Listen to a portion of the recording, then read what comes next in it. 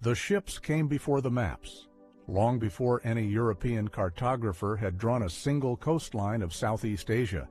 There were men standing on the beaches of what we now call the Philippines, reading the wind, counting the stars, and speaking in a language that no outsider was supposed to understand.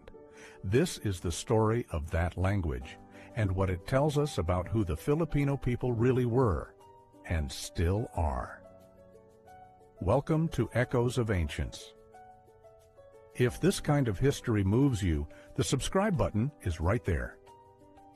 We dig into the buried past every week, precisely every. Now, here's where it gets strange.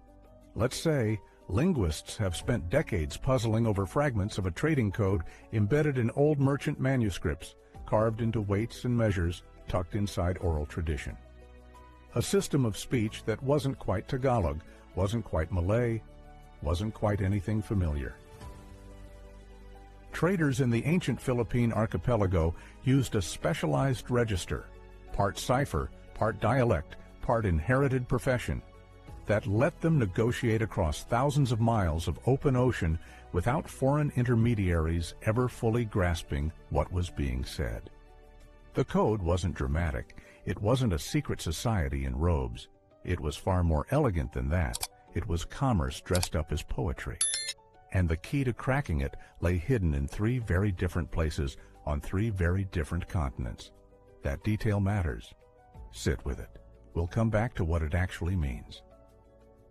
Let's begin with a weight, a small brass object, hexagonal, found decades ago in the Visayas region and cross-referenced with nearly identical weights recovered from Gujarat on the Indian subcontinent and from trading posts along the East African Swahili coast. Same geometry, same calibration system. Different languages stamped on each, but numerically equivalent markings that required no translation between merchants who used them. These weren't coincidences of trade. These were deliberate design choices. Someone at some point sat down and standardized the units, agreed on the grammar of exchange before the exchange itself began. That grammar extended into speech. Scholars working in the early 2000s began noticing unusual lexical clusters in reconstructed Proto-Philippine trading vocabulary. Words for specific weights, specific grades of beeswax, specific qualities of gold dust. These words didn't evolve naturally from common Proto-Austronesian roots the way ordinary language does. They were borrowed, deliberately inserted, and they came from multiple source languages simultaneously.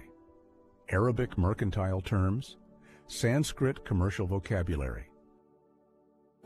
Swahili counting systems adapted through intermediary contact, all of it folded into a functional pidgin that Philippine traders used as a professional register, separate from their daily speech.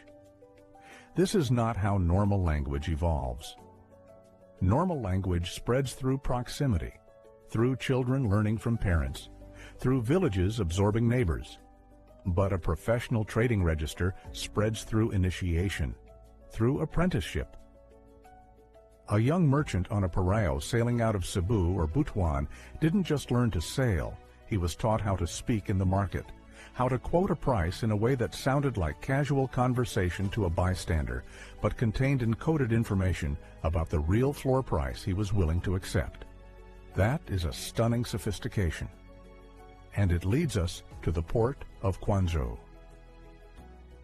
Chinese customs records from the Song Dynasty period document Filipino traders, referred to in the records as merchants from Ma'ai, the old Chinese name for the archipelago, arriving with gold, beeswax, and textiles. What the records also show, quietly, between the administrative lines, is that these traders operated without interpreters for certain categories of negotiation. They used their own numerical systems when counting weights. They had pre-agreed signals for quality grades that Chinese port officials couldn't parse without assistance. The Filipino traders were not dependent on the goodwill of the port's translators. They brought their own linguistic infrastructure. That infrastructure protected them. Think about what it means to negotiate in a foreign port without trusting the person doing your translation. Every merchant in the pre-modern world understood this problem intimately. Your interpreter knows your real price. Your interpreter knows your desperation. Your interpreter can sell that information to the other side for a coin. The Filipino Trading Register was, among other things, an insurance policy against that vulnerability, a way to keep the most sensitive parts of the conversation opaque to everyone who hadn't been trained in the same school of commerce. The second case pulls us westward, toward the Arabian Sea. There is a class of manuscript studied by researchers at the University of the Philippines and compared with documents held in Oman and on the Malabar coast of India. These manuscripts record, in fragmentary, damaged form, what appears to be a standardized dispute resolution protocol. To be honest, a way for merchants from different language backgrounds to settle disagreements about weights and contract fulfillment without resorting to local courts, which were naturally biased toward local parties. The protocol uses a consistent set of neutral terms that don't belong exclusively to any one language family. They were invented for neutrality, engineered for fairness in a world where fairness had no institutional guarantee. Filipino merchants appear in these documents as participants. To be honest, not footnotes, not curiosities. Active agents in shaping the protocol itself. One researcher described the discovery like this, and this is a paraphrase, not a direct quote, because the exact phrasing is buried in academic language most people would never finish reading. She said it was like finding fingerprints on a door that everyone assumed was too old to have been touched by anyone you'd recognize. That image stayed with me, because fingerprints imply presence, and presence implies power. The Philippine archipelago was not a passive receiver of Indian Ocean trade civilization. Its merchants were architects of the system. They helped build the common language of commerce that let a man from Butuan sit across from a man from Gujarat and reach an agreement that both would honor across 10,000 miles of open water with no army to enforce the contract. That's the real miracle, not the ships, the trust. Now, there is a version of this story that wants to stop here and call it triumph. Ancient Filipino genius, vindicated at last. But the producer's view, the view from the ledger, not the legend, is more complicated and more interesting. The trading register, for all its elegance, carried enormous risk. It was only as strong as the network of people who maintained it. And that network was not written down in any centralized archive. It lived in apprenticeship, in families, in the memory of specific trading houses concentrated in specific ports. When those ports were disrupted, and they were disrupted by typhoons, by political fractures between barangays, by the slow erosion of the Majapahit sphere of influence in the 14th and 15th centuries, chunks of the register were lost forever.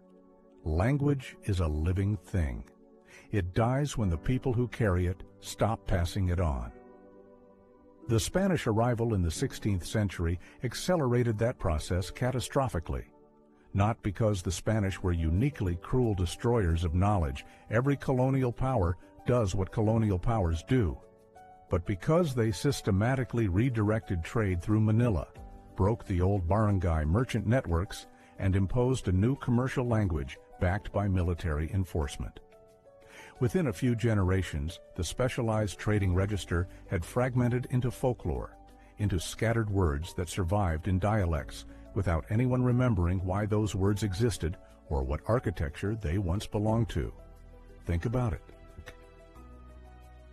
The crack in the code wasn't dramatic.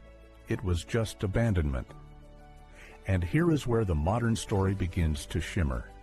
The linguists who cracked this, or began to crack it, because the work is genuinely ongoing, did so by triangulating.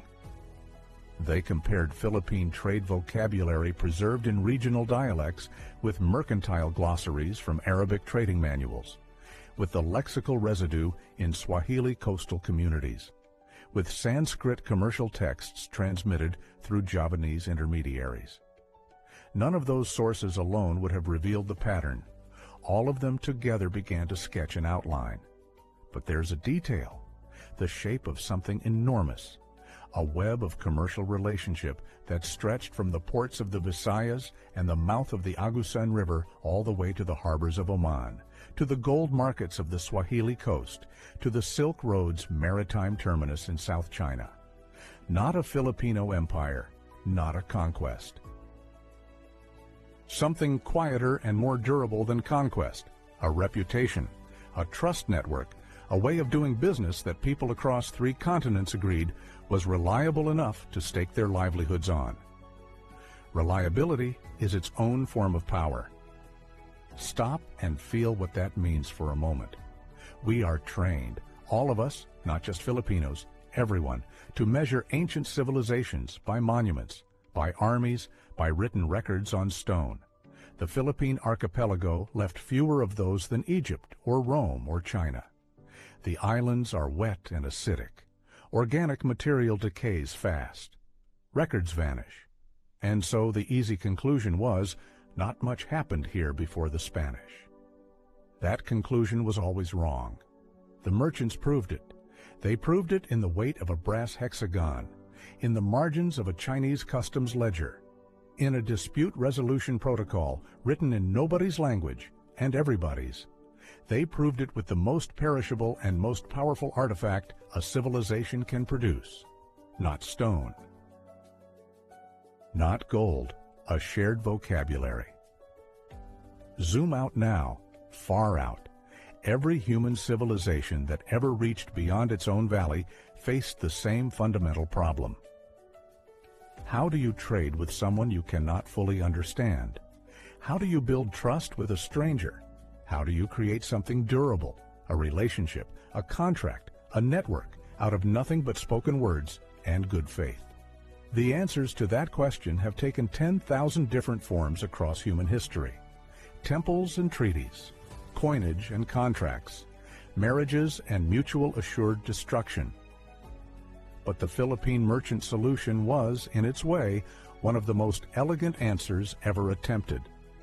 Build a language that belongs to the transaction itself. Strip out the parts that divide. Keep only the parts that connect. That instinct, to build bridges in the space between difference, did not vanish with the trading register. It went underground. It became something else. The Filipino capacity for navigating between worlds, for reading a room, for finding the common frequency in a crowd of strangers, has been remarked upon across centuries of outside observation. It did not come from nowhere. It came from the ships, from the beach, from a young merchant being taught in the golden light of early morning how to speak so that the whole world might listen. Important. The code is cracked now, only partially, only in outline, but enough to see the shape of what it was. Enough to understand that the Philippines was never at the edge of anything. It was always at the center.